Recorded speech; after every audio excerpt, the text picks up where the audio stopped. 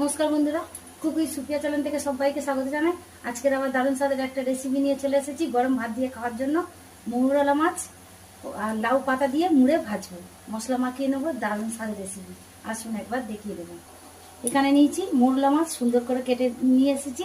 এখানে পেঁয়াজ আর কাঁচা লঙ্কা বাটা, হলুদ গুঁড়ো, লবণ, আদা রসুন বাটা, জিরে ধনিয়ার গুঁড়ো, কাশ্মীরি লঙ্কা গুঁড়ো আর ধনিয়া পাতা নিয়েছি।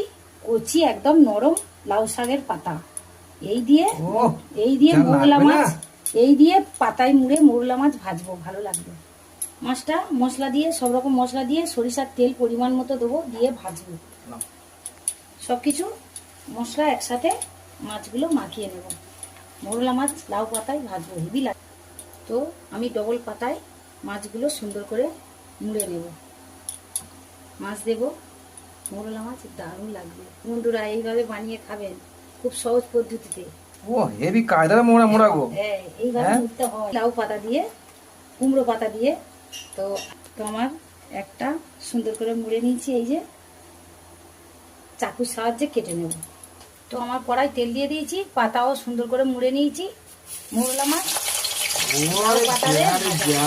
মোরলা মাছ লাউ পাতায় হেভি ফেন্সি, খুব সুন্দর। আমরা 5 জন লোক, তো আজকে 6 পিস হয়েছে।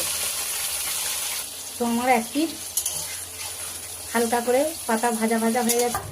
আমার মোরলা মাছ লাউ পাতা মুড়ে ভাজা আমার কমপ্লিট হয়ে গেছে, এই যে।